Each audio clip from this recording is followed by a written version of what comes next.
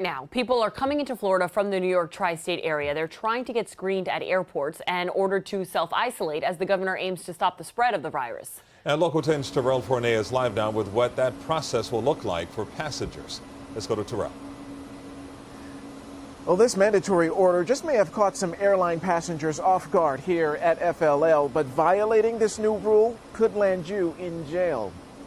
The Florida National Guard, BSO, and workers from the Department of Health are seen on this video speaking directly to arriving passengers. The group must self-quarantine for at least 14 days under the governor's orders. Those are the folks who should be staying at home and sheltering in place. Instead, they're seeding in different communities throughout the United States, including here in Florida.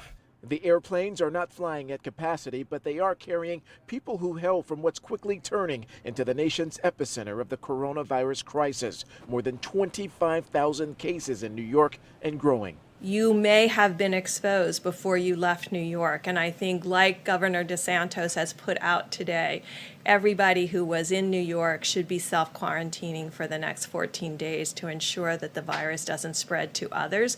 Anyone arriving from Newark Liberty, LaGuardia, JFK, White Plains in Westchester County, New York Stewart Newburgh, or Hartford Bradley in Connecticut must self-isolate upon landing. Passengers are given this questionnaire asking about travel companions and the nature of their travel. We'll take that information and we will share it with some of the local communities so that they can make sure that they're keeping an eye on folks who very well may be infected. The mandate is already underway at FLL and at MIA. A small inconvenience for them, but overall it doesn't take that much time for a flight to be for that to be completed.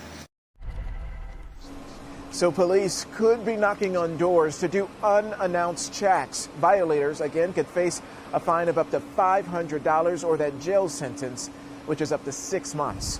We are live at Fort Lauderdale Hollywood International Airport tonight. I'm Terrell Fournier, Local 10 News.